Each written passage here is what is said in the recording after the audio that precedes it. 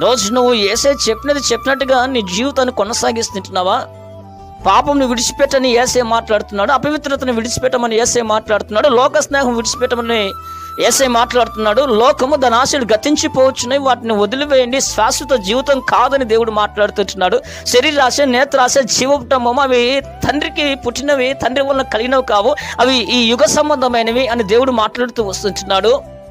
ఈరోజు వాటన్నిటినీ వద్దు, వాటన్నిటిని నువ్వు అనుసరించొద్దు అని చెప్పి దేవుడు మాట్లాడుతూ వస్తుంటున్నాడు.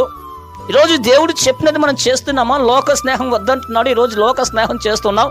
నేత్రాశ, శరీరాశ, జీవకుటుంబం వద్దు అంటున్నాడు, లోక ఆశలు, లోక సాంప్రదాయాలు వద్దు అంటున్నాడు. వాటిని మనం అనుసరిస్తూ దేవుడు నన్ను బాగు చేయాలనుకుంటున్నాం.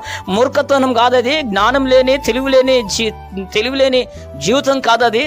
తెలివి ఉన్నవారు ఎవరైనా కానీ, జ్ఞానం ఉన్నవారు ఎవరైనా కానీ దేవుడు చెప్పినట్టుగా విని బాగుపడతారు.